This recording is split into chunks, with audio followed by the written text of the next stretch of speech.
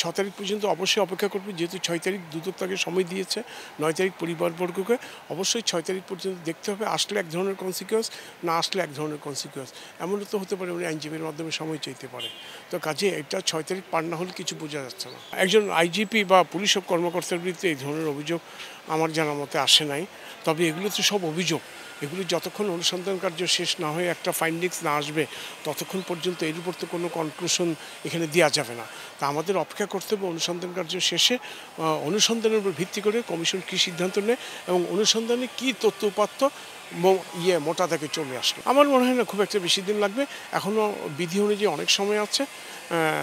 আর এরপরেও যেভাবে চলছে তাতে আমার মনে হয় না খুব বেশি সময় লাগতে পারে। উনি তো এখনও আসামি হননি, কাজেই ওনাকে আমি দেশে ফেরানো না ফেরানো এই প্রশ্নটা আমাদের কাছে আসবে না। ওনাকে জিজ্ঞাসাবাদের জন্য ডাকা হয়েছে, আমরা এখনও আশা করি উনি জিজ্ঞাসাবাদের সম্মুখীন হবেন।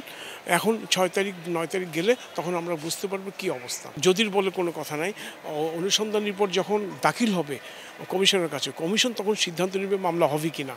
এত আগে তো আমি প্রেডিক্ট করতে পারবো না একজন প্রসিকিউটর হিসেবে, এবং সেটা আমার প্রেডিক্ট করা উচিত না।